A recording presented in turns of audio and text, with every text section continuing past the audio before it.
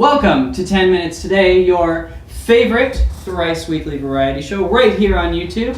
We come to you every single Monday, Wednesday, and Friday with a brand new topic to discuss in order to provoke thought, thank you, and bring some enjoyment into your life. Don't forget, subscribe, follow on Twitter, check out our Facebook page. Yes. Let's do this. Website coming soon. Today's topic, Matej, go ahead. We're going to be talking about the parenting happiness gap, as it has been called. Basically, having kids makes you significantly less happy than if you didn't have kids. Regardless of location. Over the course of your life. Regardless of your location or stage in your life when you have your kids. And for fairness, so you have your kids when you're 20, you have your kids when you're 40, you're still going to be... We can talk about this. It's still going to be because you have children. I do. I do not. This is true. Because people will be like, neither of you have kids, blah, blah, blah. He does. I have Matej. Almost two. Yes. Second one coming soon. You will live longer, though.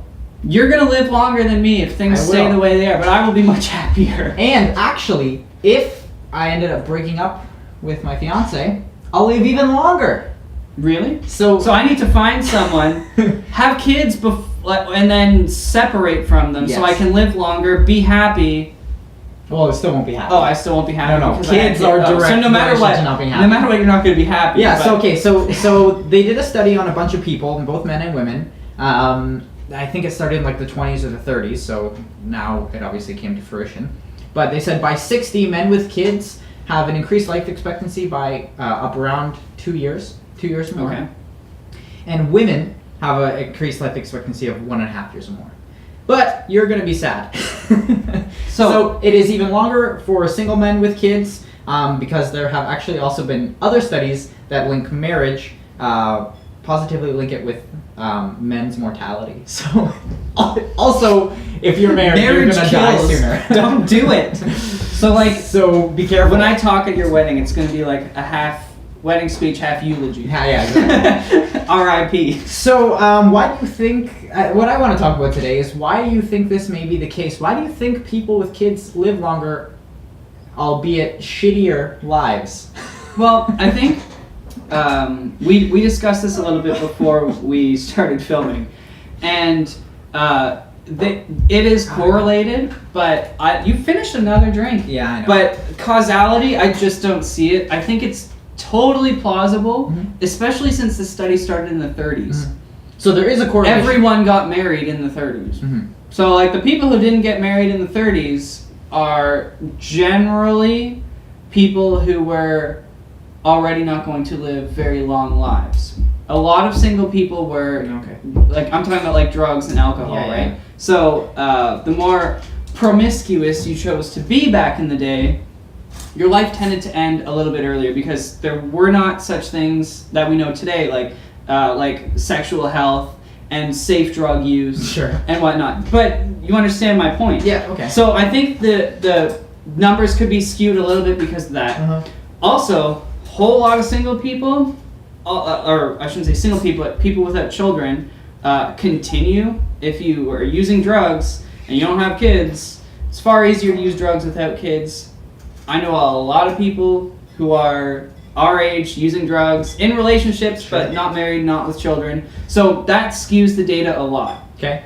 As far as happiness is concerned, I mean, well, they did a study. They did a study on I think it was like moms from Texas, I want to say, or something like that. I'll link it down.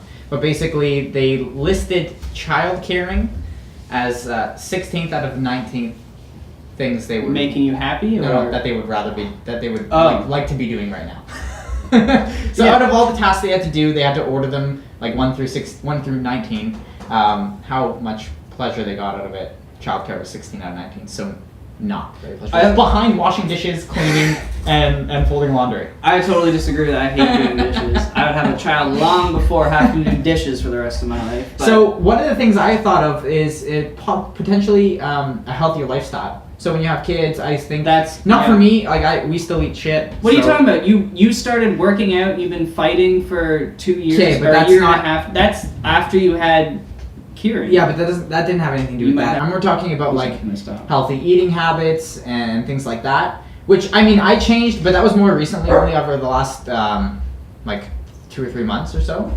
But we still eat shit. We buy like junk food all the time, and for me personally, I don't know if that's a thing. But I could see people with kids adapting their lifestyle to be more healthy, and so that the kids live longer. You're trying to make your kids live longer, so I guess a byproduct of that is you end up living longer. So I could see that. I think the happiness can be directly related to monetary stress. Ooh. So you and I, roughly in the same tax bracket. Sure. But my money goes a lot further because you have a family to support. Yeah. I can buy whatever the hell I want. True. That's why you have all the fun fucking toys. Yeah, like after I have my bills paid, which are relatively the same as yours, I only have to feed myself. That's true. So it's... Groceries are expensive. I don't know how you do it. Woo! I spend like $100 a week on groceries, and that doesn't cover me for the whole week. I still end up going out and buying food a few times. And gas and insurance, cell phone bill. And in Canada, cell phones are the most expensive in the world. Yeah, almost $100 a month. Which is... I'm paying for two of them. Yeah, and that works out to roughly be like $80 a month. So a lot of people are like, oh, the Canadian dollar's weaker. Like, it is, but $80 a month for your cell phone. And that's not like unlimited data and it's unlimited talk and text and usually like 2 or 3 gigs of data. Yeah. Well, another thing that I was thinking about for the extended life thing is probably like support, I think, in old age. Like if you have kids, not alone. If you have kids, you have more to live for, first of all. And as far seriously, like, excuse me, I have to find a building to jump off of. No, but I mean, like, you know how when people are sick and they're just kind of hanging on, but they're not really there. They're there for their families. Yeah. But as soon as they make the decision that they don't want to be here anymore, then they can go. That's like, debatable, but yeah. Like I feel like that has a lot to do with it. But I think that you have kids. They're helping you out, and they're doing things for you that you potentially would not have somebody do that for you. I think potentially the fact that if you have kids, they're going to be more looking out for your well-being as well. So like even if you do end up getting put in a home, they're going to make sure that you have like good care and stuff like that because they want to make sure that you're comfortable. Which again, if you don't have kids, I don't know who would do that for you, and you might not be in the best position to do that for yourself. Right. So that might contribute, because it's only like, it's not a big deal longer. It's like 2 or 3 years, right? So these little things here and there, I think, could be reasons that we're living longer with kids. So, long story short, if you want to live longer, make a baby. Yeah. If you want to be more happy, put on a rubber. I have nothing else to say. Period. Yeah, that's it. So, that has been 10 minutes today. A little bit of a shorter podcast. Don't forget to like, comment, subscribe. Come back every single Monday, Wednesday, and Friday. And this has been one more episode. Mm-hmm. See you next in 2 Monday, days Wednesday, and or Friday. 2 days roughly. Bye.